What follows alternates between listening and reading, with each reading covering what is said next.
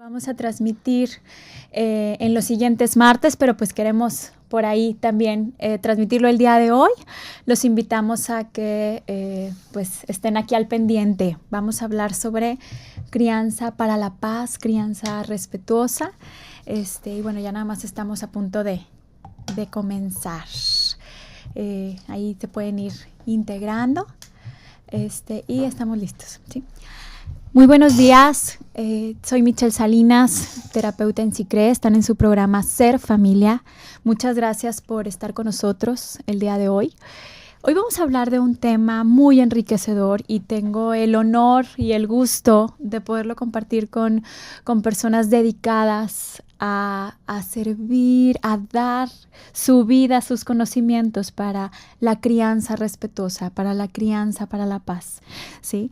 Y bueno, pues estamos con el psicólogo, ¿sí? Álvaro Payamares, ¿sí? Me gustaría muchísimo que tú te presentaras toda tu experiencia en crianza respetuosa para la paz y sin violencia. Buen día. Bienvenido. Muchas gracias, Michelle. Bueno, claro, mi nombre es Álvaro Payamares, soy psicólogo clínico infantil, soy director de comunicación y redes de la Fundación América por la Infancia. Y el eslogan de la fundación, como el grito de guerra, es "Criemos una cultura de paz". Entonces, el trabajo que hemos estado haciendo con Esteban, que es el cofundador, y con todo el equipo profesional, que son personas extremadamente expertas en sus distintas áreas, y que también tienen este switch vocacional orientado un poco a producir cambios sociales, nos ha permitido ir creciendo. Y hace un año ya que llegamos a México y logramos abrir la fundación legalmente en México. La Fundación América por la Infancia hoy día existe legalmente en México. Y hicimos un diplomado, que fue como el primer paso. Hicimos un diplomado en la Universidad ITESO, en Guadalajara, que fue la primera camada de profesionales que están diplomados en parentalidad, apego y desarrollo. Un poco principalmente lo que nos interesa y lo que nos mueve es generar cambios sociales, es generar reflexión social y poder también aportar en nuestro paso por el mundo a que cuando nos vayamos sea un poquito mejor de cuando llegamos. Muy bien, muchas gracias, muchas gracias. Cori, bienvenida. Muchas gracias. Bienvenida, cuéntanos un poquito sobre ti. Gracias. Yo soy Karen Michalski y soy una educadora y también estoy trabajando con FAI, con la Fundación América por la Infancia, y estoy apoyando ese proyecto de también enseñar adentro de las salas el respeto y lo que podemos hacer, apoyar como educadores a los padres y también a otros profesionales que están trabajando con los niños. Muy bien, pues muchísimas gracias por asistir con nosotros, a compartirnos todo lo que tienen por hacer, por dar y lo que han hecho, ¿no? Cuéntenos un poquito esto de crianza para la paz, esto que mencionan como un grito de guerra, ahora sí, contra la violencia. Sí, como un oxímoron. Sí. Cuéntenos un poquito sobre eso, ¿por dónde empezar o por dónde empezaron este proyecto? Mira, digamos que un poco cuando uno va estudiando psicología infantil empiezan a aparecer temas, ¿sí? Yo nunca pensé que iba a terminar en esto, ¿sí? Como que para mí no agredir a un niño era algo obvio, ¿sí? Y en general mucha gente era algo obvio, pero cuando me metí en las redes sociales me di cuenta que había una enorme cantidad de personas que pensaba que a los niños había que criarlos con golpes, y gente que decía cosas tan increíbles como que yo le pego con amor. Entonces ahí me di cuenta que había un síntoma que era social, y entonces después empecé a mirar y te das cuenta, las investigaciones muestran que un poco la violencia está súper asociada a niveles culturales. Entonces mientras menos educación tienen las personas es más probable que haya más violencia, ¿sí? Y hay también elementos transgeneracionales que han ido disminuyendo la violencia poco a poco, pero ha sido algo percentual, algo paulatino, ¿sí? Y eso, si nosotros seguimos esa línea, nos demoraría como 200 años más que erradiquemos la violencia. Entonces, un poco la apuesta que hicimos con Esteban cuando nosotros fundamos América por la Infancia es que lo que ya estaba ocurriendo en Chile hubo un sistema de protección, un sistema de programas, un programa de sistemas, sí, que se llama El Chile Crece Contigo. Y un poco son políticas de infancia que van acompañando a los niños desde que nacen en las prácticas cotidianas. Se les dan materiales a los papás, se les entregan información, hay talleres, hay un taller que se llama Nadie es Perfecto. Había un montón de material que tiene que ver con las políticas públicas. Y Esteban estaba viajando frecuentemente a Venezuela y yo estaba viajando, eso estamos hablando del año 2014, donde partí, a México, a Ciudad de México, Guadalajara. Y ahí nos dimos cuenta que había una homogeneidad, es decir, una heterogeneidad enorme en lo que son las políticas de infancia. Y lo que nosotros nos propusimos era homogenizar lo que estaba pasando en el continente. No puede ser que en cierto país a los niños se cuiden y en otros países sean carne de cañón. O sea, que están ahí puestos para que reciban lo que reciban. Entonces ahí fue el interés de poder sacar estos contenidos de Chile. Chile lleva ya 10 años con estas políticas y los efectos ya están empezando a verse en estadística, están empezando a tener resultados. Entonces dijimos, mira, hay que exportar esto hay que sacarlo del país. No, ya América, o sea, lo que nosotros hagamos ahora tiene que ser algo más grande. Tenemos que la meta es llegar a Centroamérica. O sea, la meta es que nosotros podamos en estos años consolidarnos como tal para que pueda hacer un esfuerzo enorme para poder llegar a países que no tienen los recursos. Hoy día la fundación se autofinancia. Entonces nosotros hacemos actividades que los profesionales que quieren formarse con nosotros al pagar generan que puedan pagar los viajes, los hoteles y todo lo que implica un viaje. Pero eso, hacerlo en países que tienen menos recursos es algo inviable. Entonces nosotros hemos en estos años fortalecernos para poder tener una base económica lo suficientemente fuerte para poder llegar también a Centroamérica, que quizás es el lugar que las estadísticas nos muestran que son más graves en el trato con los niños. Entonces es como una implicancia o una interpelación ética en la cual nosotros nos vimos interpelados y poder hacer algo con lo que sabíamos, ¿sí? En general el equipo de trabajo son todos muy estudiosos, a todos les fue muy bien en la universidad, les iba muy bien las notas y todo eran como busquillas, querían algo más. Entonces nos fuimos juntando y fuimos produciendo lo que hoy día es la Fundación América por la Infancia, que ya tiene distintas como semillas que se han plantado en por lo menos 6 o 7 países del continente. Nuestra meta es llegar a todos, ¿sí? Pero llevamos 2 años como fundación, llevamos 10 años trabajando en estos temas, pero 2 años donde ya nos juntamos todos a orientarnos a este camino. Entonces, la meta sería poder garantizar los derechos de infancia de los niños del continente, primero, ¿sí? Tal vez nos demore unas décadas en lograrlo, y después es salir al mundo, ¿sí? Eso también es como por meta. O sea, en Chile ya se logró avanzar bastante, hoy día hay leyes que están funcionando. Hay un sistema que está en crisis, el Sename, ¿sí? Y probablemente cambie, pero hay otro sistema que es el Chile Crece Contigo, que es maravilloso. Entonces de ahí probablemente va a poder seguir creciendo en ese camino. Limpiar las cosas que hay que pulir y seguir replicando las cosas que hay que replicar. Hacer equipo para la paz, ¿sí? Por lo que comparten, no hacen redes, equipos con profesionales de la salud, con familias, con maestros, para poder llegar a una paz, ahora sí que en lo singular, para irnos a lo plural, ¿verdad? Al mundo. Lo hacen a través de pláticas, lo hacen a través de talleres que se basan en el amor, en el afecto, en la guía afectiva, ¿sí? En el apego, ¿sí? ¿Cómo lo transmiten o cómo lo definirían? Mira, tenemos como 4 lineamientos de trabajo, ¿sí? Uno es la formación. Entonces nosotros trabajamos con la formación directa de los profesionales, actualizaciones, ¿sí? Con Esteban y con el resto del equipo hemos trabajado una enormidad en poder traer contenidos de primera calidad. Sí, todo lo que es la visita domiciliaria, el trabajo con microanálisis, con video feedback, la bitácora, la entrevista del NSFAS, el E2P, son puros instrumentos que permiten darle cualidad un poco a lo que es la evaluación y después el diseño de intervenciones. También nosotros trabajamos con algo que hoy día en el mundo se conoce como intervenciones basadas en evidencias, ¿sí? Lo que nosotros nos dimos cuenta es que había una variedad exótica de opciones que se daban para poder trabajar con niños, cosas que en algunos casos no tenían por dónde funcionar y que tenían mucho sustento político y que había mucha inversión, y por otro lado había cosas que eran muy buenas y que nadie veía y que no se replicaban. Entonces, por un lado tiene que ver con la formación, actualización. Otro lado tiene que ver con la incidencia política, y eso es un poco lo que hablé al principio, que sería cómo esto que nosotros hoy día como expertos en psicología podemos llegar a los políticos, que son idiomas distintos. Yo llevo como 2 o 3 años en el cargo Y ha sido impresionante. Hay veces que yo no entendía de lo que me estaban hablando. O sea, como que la jerga, la forma de hablar ya era una muralla.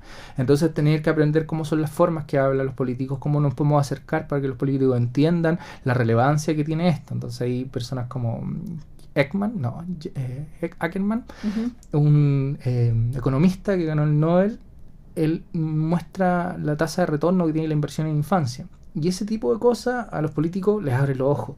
Entonces, si yo le hablo del amor, pucha, suena bonito, pero suena muy religioso.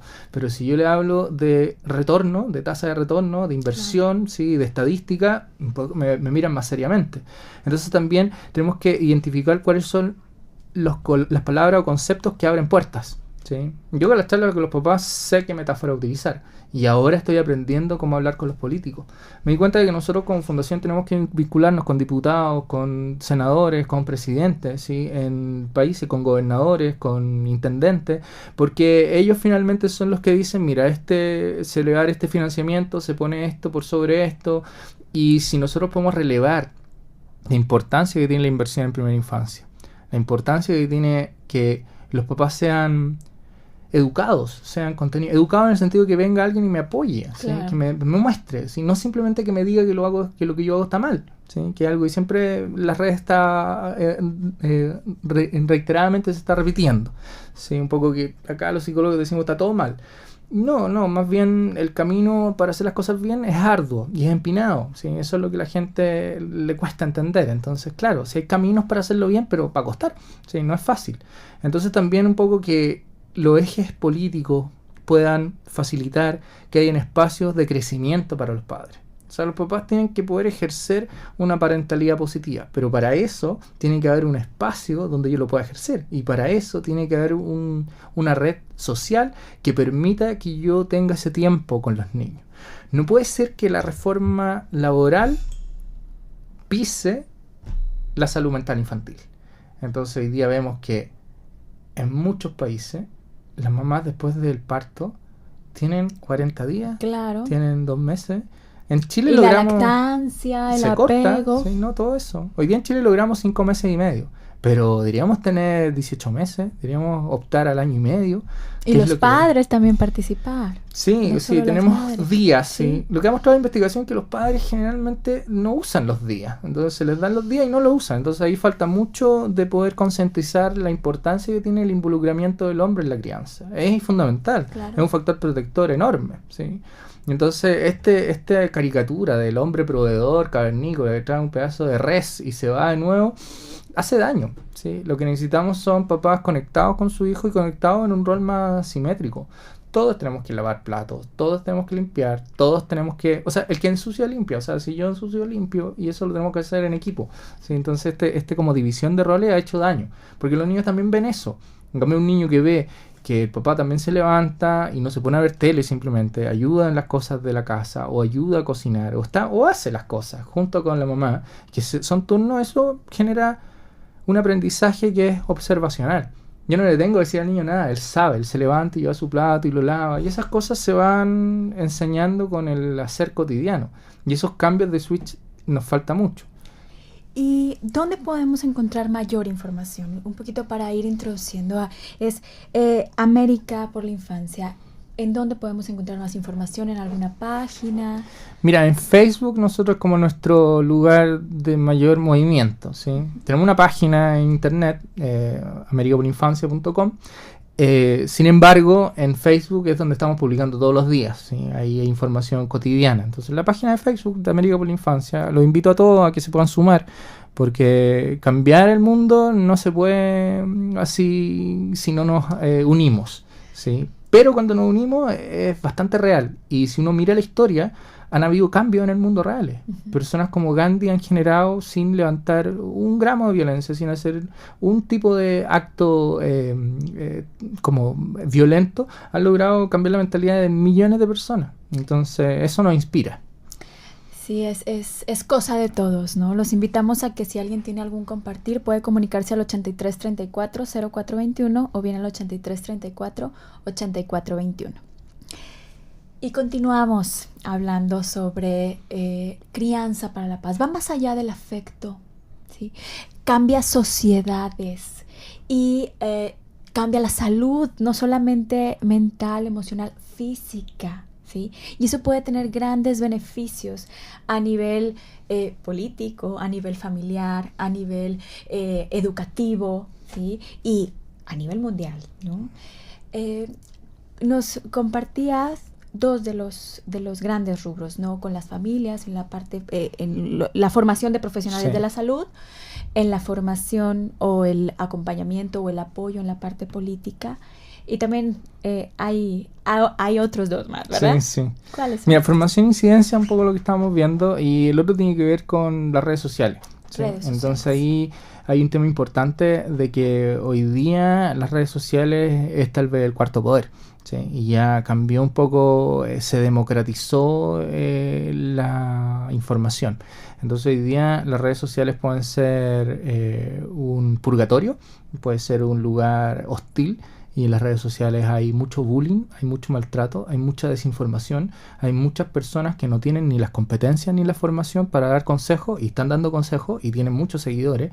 Hay gente que no tiene la idoneidad para poder dar recomendaciones y le dice a los papás que no miran a los niños o que les peguen o que hagan cosas que son bastante escandalosas en un sentido más concreto de la implicancia que tiene.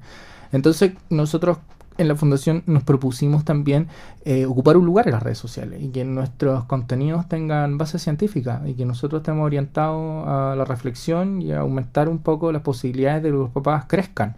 Sí, y esa área es muy relevante, ¿sí? En relación a todo el alcance que puede tener. Hoy día un video se puede viralizar y en un día lo pueden ver 10 millones de personas, ¿sí? Hay veces que una mamá le toma una foto, le toma un video a su hija que está botándose o revolcándose en el piso porque tiene un berrinche, y ese video puede llegar a millones de personas en un día y es una cosa asombrosa. Y la niña después es famosa, ¿sí? En su colegio, en todo, después en la vida empieza a tener una identidad digital que está siendo súper dañina hacia ella misma. Entonces el tema de la responsabilidad y el lugar que nosotros tomamos en las redes sociales es súper importante. Y ahí con la fundación hemos estado tratando de posicionarnos por una parte y de que también hay una línea editorial de excelencia, ¿sí? Un poco que tratemos de difundir, compartir, viralizar contenidos que tengan base científica, que no sea simplemente porque tu abuelita lo dijo o porque la vecina le fue muy bien haciendo eso con su hijo. Hay gente que le dice que a los bebés hay que darle agüitas de cosas, ¿sí? Y ya sabemos que, por ejemplo, la agüita de niña es peligrosa para los bebés y que a los bebés no hay que darle esas cosas. Entonces tenemos gente, no sé, que dice que a los niños si están llorando no hay que mirarlo, hay que ignorarlo, ¿sí? Y eso no tiene una base neurocientífica y eso hace daño. Entonces la meta un poco es también participar en las redes sociales sabiendo que hay toda esta diversidad de opiniones y que sean opiniones que estén fundadas en evidencia, y eso se va sumando y la gente va también entendiendo que no todo lo que sale en las redes va a ser verdad, ni no todo consejo que te den de crianza es bueno. El afecto, el apego, esa importancia que se le da, no solamente en su fundación, sino en general, la importancia en la vida del ser humano, del apego afectivo seguro, del afecto, cómo poder transmitirlo, ¿sí? Y cómo poder vivenciarlo, por dónde comenzar. Mira, yo creo que todos entendemos que, o sea, todos necesitamos cariño, ¿sí? Nadie necesita hostilidad. Eso ya como empezar. Los papás aman a sus hijos. El 99% de los papás ama a sus hijos, ¿sí? No digo todos porque hay excepciones, hay psicopatología, hay personas que tienen trastornos mentales, hay abuso de sustancias que hacen que se desconecten de lo que está pasando en su entorno. Hay un porcentaje que no está acá, no está vivo realmente, está como en un preámbulo entre que me muero y que estoy vivo, ¿sí? Por abuso de sustancias o enfermedades psiquiátricas más graves que me hacen desconectarme de lo que está pasando. Pero en general los papás que están conectados lo que quieren es que su hijo les vaya bien, que sean felices, que logren las cosas tal vez en la vida que tal vez a ellos les fueron más difíciles. ¿Por qué no pueden? Bueno, no pueden porque hay una cadena, se llama la transgeneracionalidad del apego. Ese es el concepto técnico de investigación científica. Y lo que ha mostrado la investigación científica es que nosotros heredamos el apego, pero no se hereda en los genes, se hereda en el trato cotidiano y se hereda principalmente en la primera infancia. O sea, durante los primeros 5 o 7 años de vida, todo lo que tus papás hagan te predispone a la forma de relacionarte con las emociones, en la intimidad y la construcción de vínculos con otros. Son cosas muy importantes. Entonces pareciera ser, bueno, Patricia Crittenden, volviendo ya a las maestras, ella hablaba que el amor se enseña en la primera infancia. Y eso es lo que enseña el amor, con un concepto grande. Entonces yo aprendo a amar, aprendo cómo me apapachan, cómo se acercan a mí, cómo me hacen cariño, cómo yo también espero que el otro responda a este cariño, ¿sí? Como que nos vamos, es una danza no verbal, de contacto físico, de miradas, ¿sí? De expresiones, y de otro concepto técnico es la mentalización, en el cual yo te imagino a ti, yo imagino lo que tú estás sintiendo, imagino cómo te hace sentir lo que yo digo, y eso me permite ir coordinándome.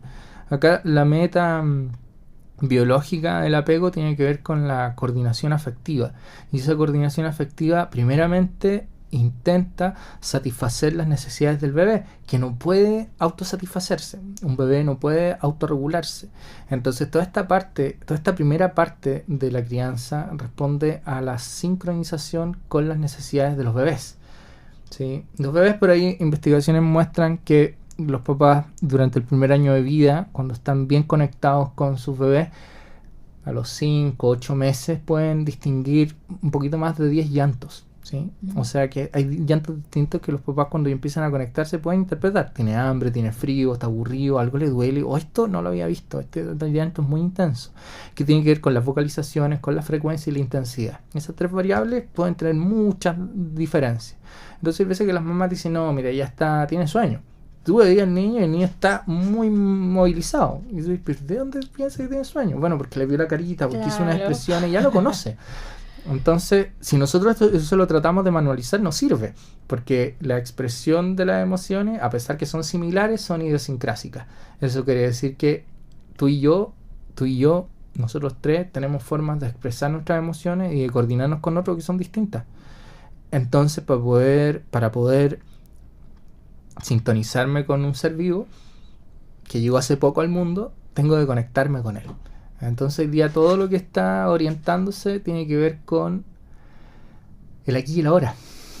Dejar el manual, ¿sí? Hay veces que más que tienen muchas ganas de ser buenas mamás, están muy pegadas a lo que el manual dice y pierden de vista al hijo real que tienen ahí enfrente, que tiene una necesidad abierta.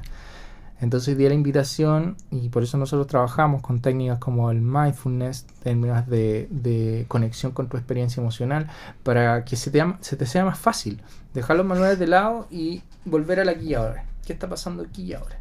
¿Qué es lo que mi hijo necesita ahora? ¿Qué me está diciendo? Y también algo que ocurre mucho es que los niños pueden en un minuto cambiar varias veces.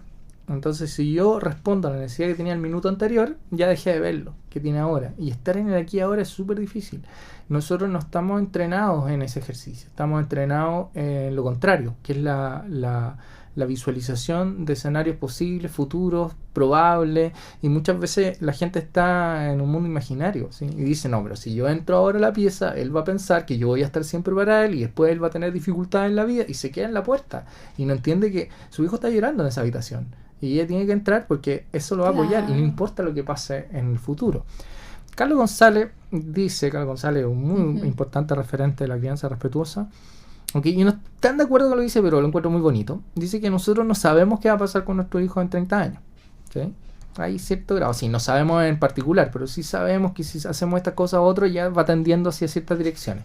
Pero es preciso, o sea, nosotros no sabemos específicamente lo que va a pasar con nuestro hijo en 30 años, pero sí podemos saber lo que va a pasar de aquí a 5 minutos.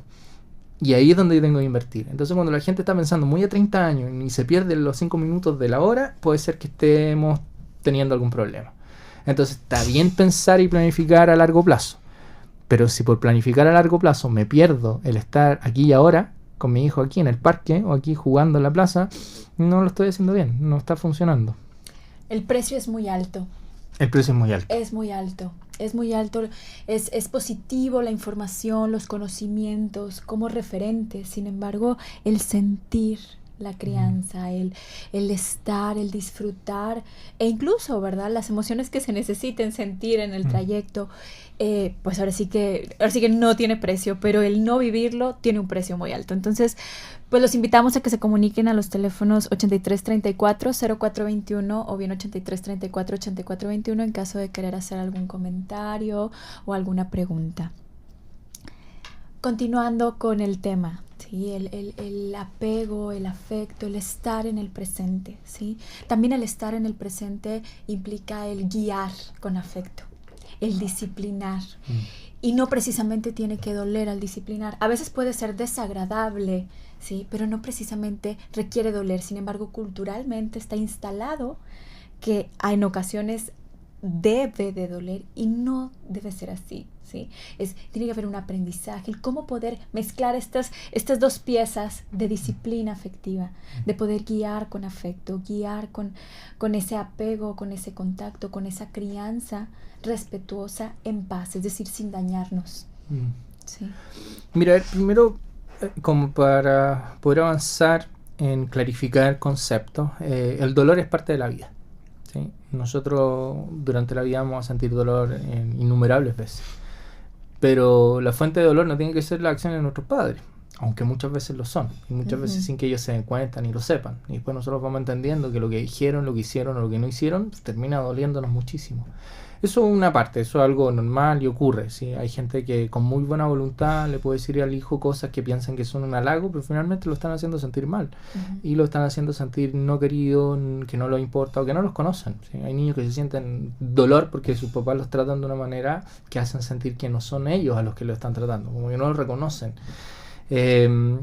Por otro lado, tiene que ver con la disciplina. ¿Sí? La disciplina también es un factor indispensable en una buena crianza, o sea, no puede no haber disciplina, ¿sí?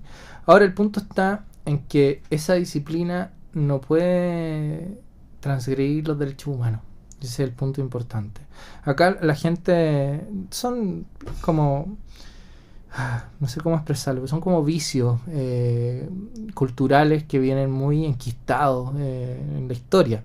Entonces la gente asocia corregir con dar nalgadas, ¿sí?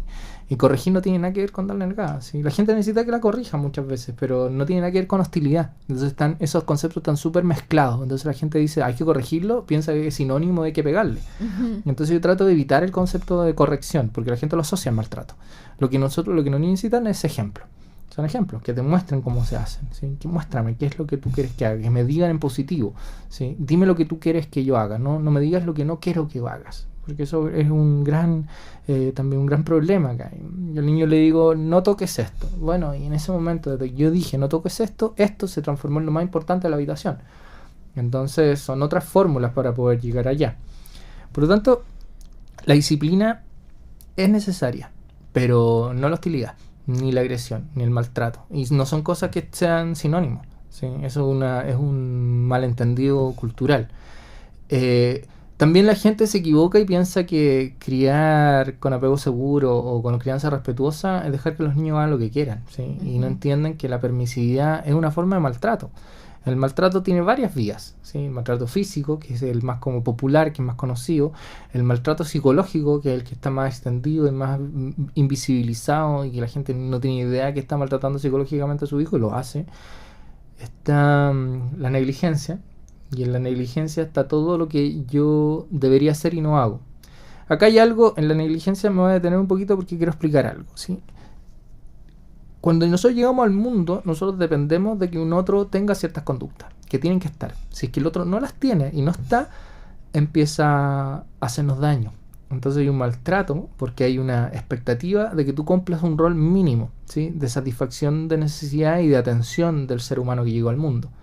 Y si eso no ocurre, se da la negligencia. Y la negligencia es una forma de maltrato. Entonces un papá o una mamá que deja a su hijo sin cuidado alternativo, lo deja solo, ¿sí? En una casa, y se va y después vuelve en la noche y el niño está con heces, está manchado, se quemó. Eso es negligencia. ¿Sí? Pero dice, yo no le hice nada, ¿no? Porque se esperaba que tú hicieras, que tú lo cuidaras. Hay cosas que se esperaban de ti. Entonces ahí hay un campo de la negligencia importante. Y en este campo de la negligencia se espera que los papás pongan límites.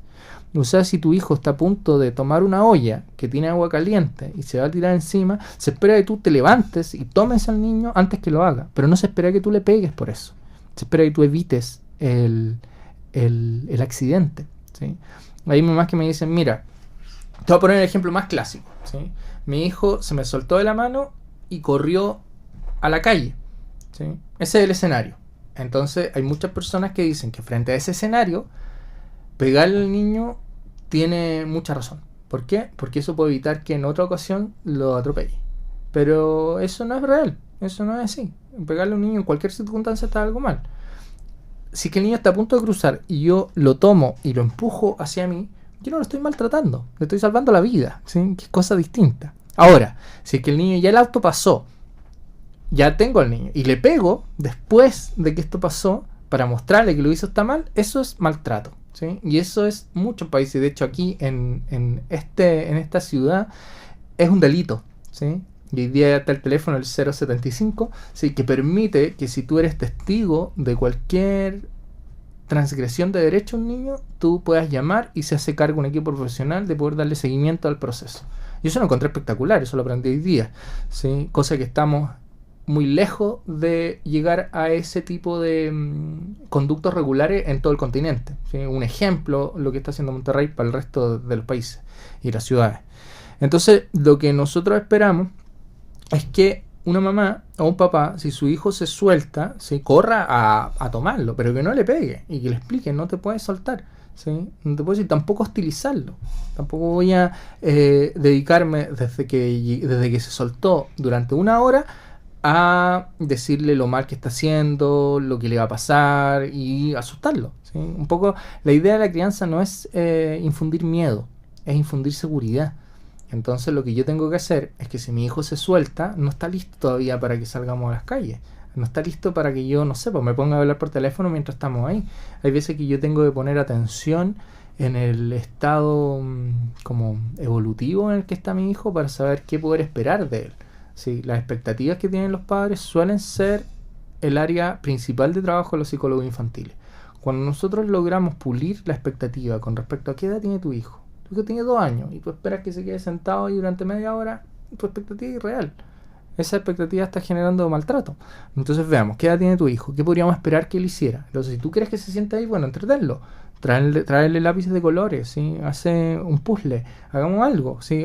Proponle una actividad, porque lo hace ahí sentado de manos cruzadas, ¿sí? Y los niños todavía no tienen habilidades como ponerse a meditar o hacer algo más, no, ellos van a querer explorar, tocar, conocer.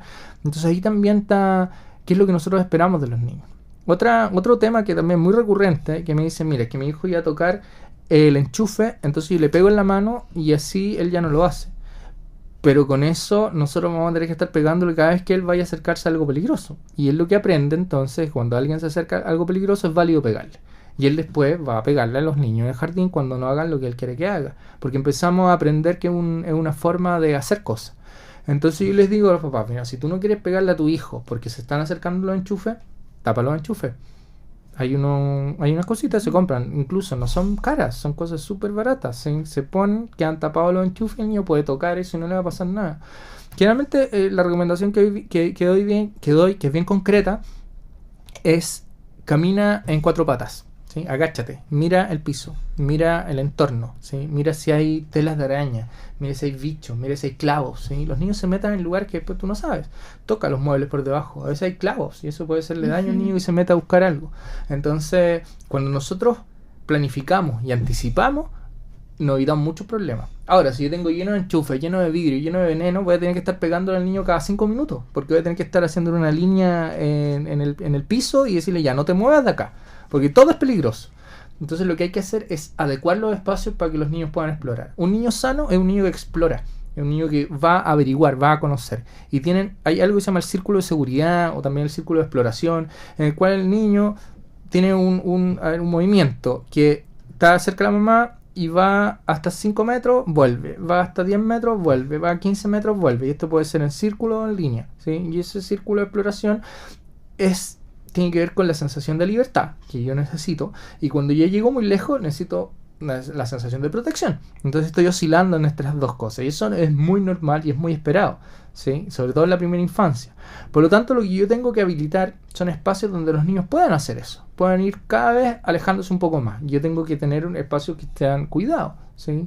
También otra cosa muy importante, y es que los niños crecen con la mirada del adulto. Entonces, cuando hoy día vemos en las plazas escenas que son bastante desoladoras, de niños como solos, ¿sí? Y adultos, todos en sus teléfonos, y los niños están buscando, están sedientos de que alguien los mire, ¿sí? ¿Qué es lo que más se escucha en una plaza? Mira mamá, mira papá, ¿sí? ¿Por qué? Porque ahí yo crezco, yo necesito que tú me veas que yo me caigo, yo veas que yo me paro, yo veas que hago lo que cualquier cosa, porque en la mirada que tú me das yo crezco. Entonces pareciera ser que la crianza respetuosa también es invertir tiempo en poder ver cómo nuestros hijos crecen y alimentarnos también de esas pequeñas como metas o obstáculos que van cruzando y que logran superar. Y bueno, todo ello se da de una manera acompañada a través de los talleres, a través de diplomados, incluso van a tener un diplomado próximamente, ¿verdad? Aquí en Nuevo León. Entonces, sí. No sé si nos pudieras compartir un poquito más de información del diplomado. Sí, por supuesto. Mira, en noviembre va a comenzar el diplomado en Nuevo León, en Monterrey, sobre resiliencia, parentalidad y desarrollo. ¿Sí? El primer diplomado que vamos a hacer en Nuevo León, ¿sí? Viene el equipo que se formó con nosotros en Guadalajara, vienen profesores de distintos lugares de México y también van a venir algunos profesores de apoyo del extranjero. Los contenidos un poco es lo último que hemos venido trabajando en investigación con respecto al concepto de resiliencia, el concepto de desarrollo y también cómo poder darle herramientas a los papás, ¿sí? Hay algo que hoy día se conoce como... Mira, hay dos conceptos muy importantes, que uno es la teoría del apego y otro es la parentalidad positiva, que son como los dos pilares que hoy día se sustenta un poco la producción académica que nosotros hemos ido desarrollando. Y de eso acá en México hace 3 años no había nada, y hoy día ya hay ofertas. O sea, ya tenemos ofertas de diplomado en apego en Ciudad de México y en otras ciudades también, que es algo espectacular. De hecho, también en Monterrey va a haber otro diplomado con respecto a infancia y eso nos parece espectacular. O sea, lo que necesitamos son 135 millones de personas. O sea, necesitamos que haya mucha oferta de actualizaciones en primera infancia. Y el diplomado son aproximadamente 8 meses, se trabaja un fin de semana al mes, o sea, trabajamos 2 días, viernes y sábado, viernes mediodía, sábado completo, adecuamos los horarios después de hacer varios focus group y después de estar trabajando unos 6 o 7 años haciendo diplomado en Chile, pero cuáles son los horarios que es más probable que los profesionales puedan asistir. Entonces, en general, un sábado al mes es algo viable, incluso para las mamás y para los papás. Porque tampoco es tratando de hacer un diplomado de parentalidad, robarnos a los papás para que no vean a su hijo.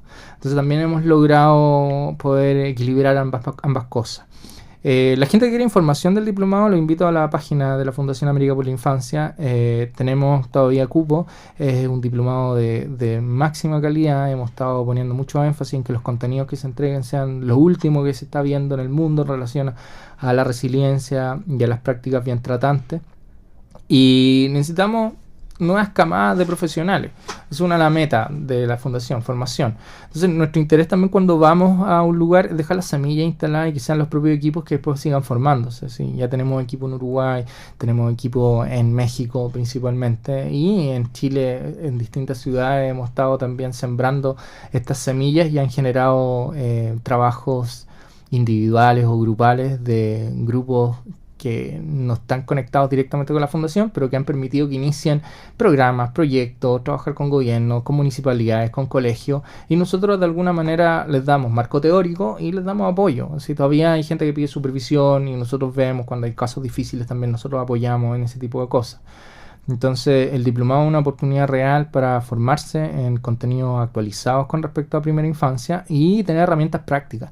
Un poco todo esto está orientado no simplemente a que contemplemos la situación, sino que seamos actores protagónicos del cambio social que se requiere. Muy bien, y cualquier duda o comentario pueden comunicarse a los teléfonos 83 34 04 21 o bien 83 34 84 21.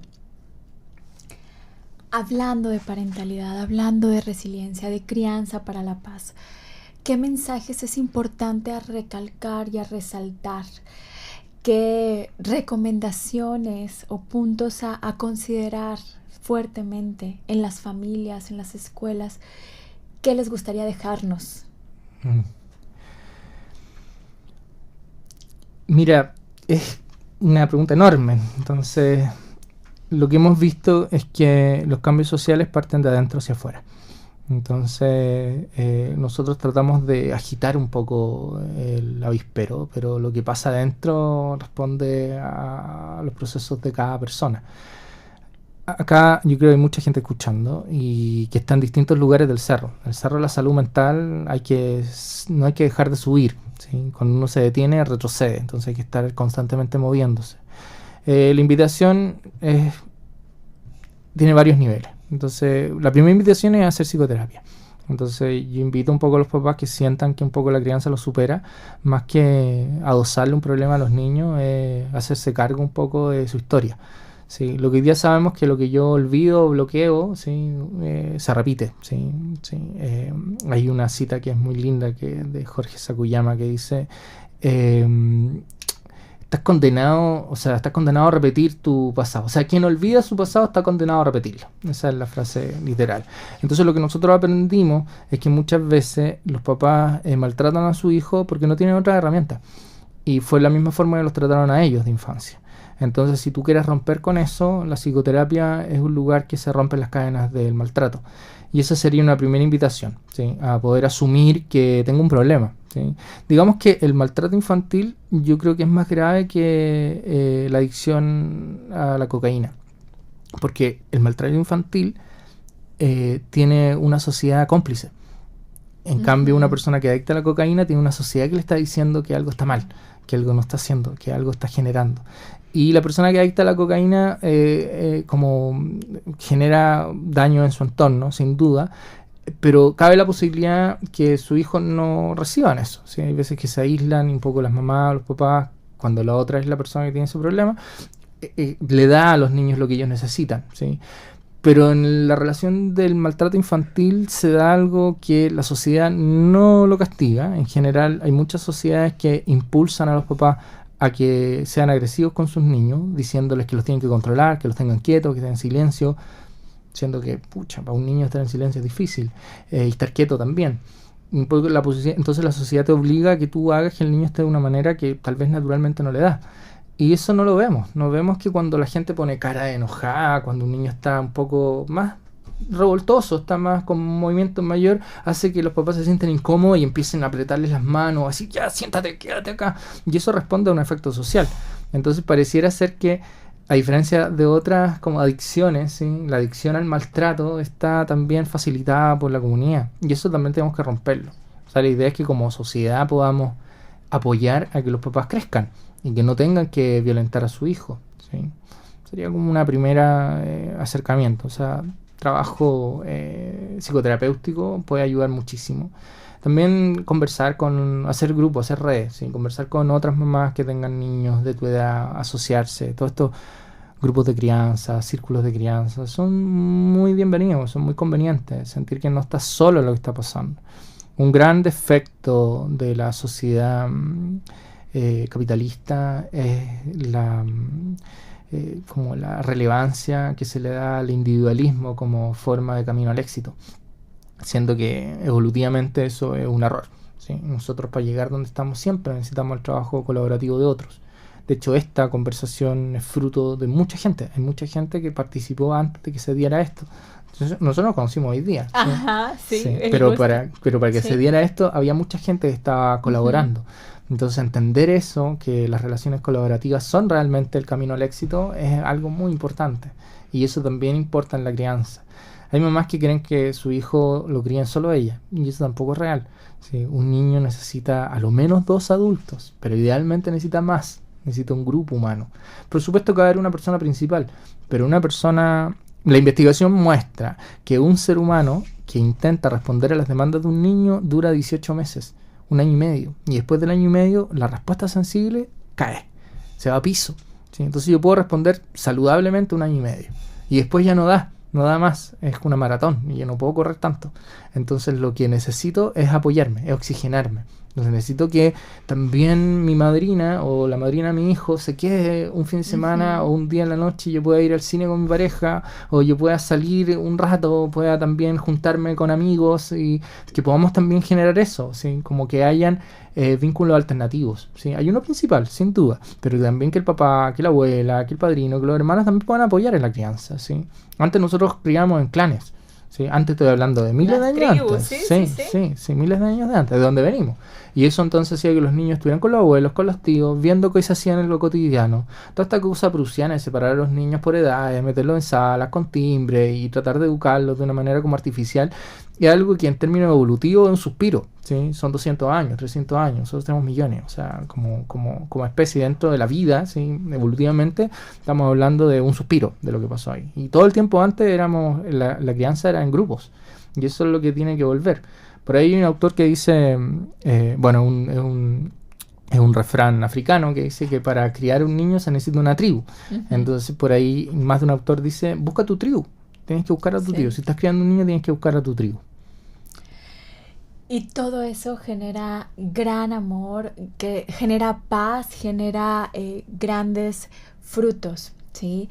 Y has mencionado la resiliencia, ¿sí? El poder cambiar paradigmas, cambiar sociedades, pero sobre todo cambiar el interior para dar lo mejor de nosotros o bien aprender de lo que hemos vivido, ¿sí?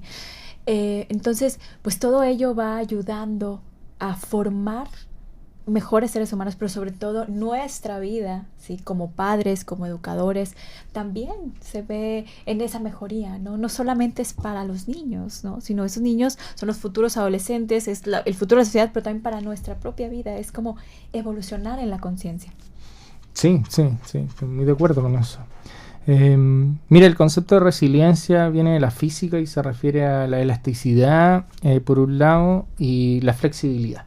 Cuando los metales son elásticos y flexibles, o sea que algo tú lo doblas y después vuelve a su lugar, es resiliente. De ahí se toma el concepto de las ciencias sociales y se refiere un poco a los niños que han sufrido algún tipo de trauma, algún grado de trauma y logran reponerse. Por mucho tiempo se pensó que la resiliencia era un factor individual, un factor genético. ¿Sí? Había niños resilientes y había otros que no. Hoy día ya la tercera generación de investigaciones ya nos muestra que la resiliencia es un factor intersubjetivo y que tiene que ver con un otro que antes, durante o después del trauma te haya hecho sentir un ser humano válido, respetado. Y eso es la semilla de la salud mental, que puede plantar un otro en una forma de mirar, en una forma de tratarte, que te haga sentir que eres alguien valioso.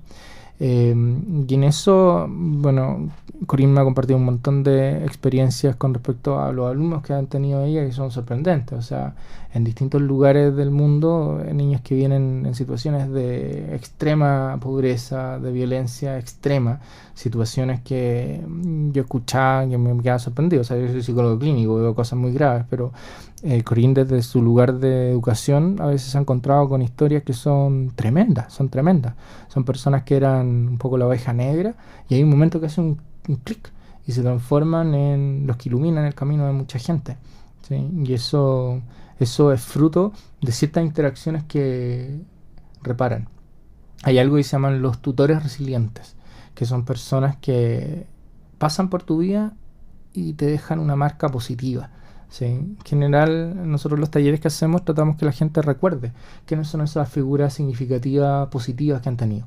Y ahí la gente se llena de emoción, lágrimas, recuerdan un poco ese profesor, esa profesora, un padrino, un pariente, un vecino, que lo hacía sentir bien, lo hizo sentir que ellos podían, que eran capaces, cuando muchas veces en las casas no encontraban eso. Y con eso también nosotros estamos trabajando harto hoy día. Mañana vamos a dar una capacitación que se llama Teoría de Apego en el Aula. Y ahí trabajamos bastante con el tema de la resiliencia y el tema de los tutores resilientes y el tema un poco de que la invitación de que los educadores y los profesionales que están en colegios, en escuelas, se puedan transformar, porque es algo que demora, no es fácil, transformar en tutora resiliente, aprender a hacer el cambio, ¿sí? ¿Se acuerdan de la película Los Coristas? ¿Sí? Bueno, él es un tutor resiliente, ¿sí? Y el director de la película Los Coristas sería la vieja escuela, sería un poco contra lo que nosotros luchamos, ¿sí? Y un poco es darle más humanidad. También lo otro que hace que todo esto sea tan bien acogido es que si nosotros rascamos un poquito por encima de las 20 o 30 religiones como más importantes, todas tienen el amor hacia el otro, el amor al prójimo, el cuidado del otro como elemento fundante. Entonces también es una idea que está como en los arquetipos sociales, que nosotros rescatamos desde la evidencia científica y las neurociencias. Peter Rigard, que es un famoso investigador, sobre todo en el tema de adopción, tiene un libro que se llama El niño abandonado. Y en ese libro, él de una manera maravillosa logra sustentar cómo el amor incondicional es el camino de la reparación del trauma, ¿sí? Y le da las bases científicas. O sea, todos nos han dicho que el amor es el camino, desde el Papa, de todos los papas, hasta un montón de líderes religiosos. Sin embargo, la gracia de Peter es que logra hacerlo desde la evidencia científica, ¿sí? Y desde la ciencia, ¿sí? Parece ser que el amor, cuando nosotros lo operacionalizamos en términos de buenos tratos, de tonos de voz, de forma de mirar, de contacto físico, estimula áreas cerebrales específicas que después te permiten a ti poder enfrentar dificultades con mayor éxito. Sí. Pues muchísimas gracias por todo lo que irradian, por todo lo que transmiten, por esa tribu que están formando, que han formado y pues todo lo que viene, ¿no? Y a sumarnos a esa tribu, ¿sí? A esa crianza respetuosa, a esa crianza para la paz. Y pues la paz es el camino. Entonces en eso estamos unidos y estamos aprendiendo más, digo, como humanos estamos en crecimiento y qué bueno que lo estén fomentando. Muchísimas gracias.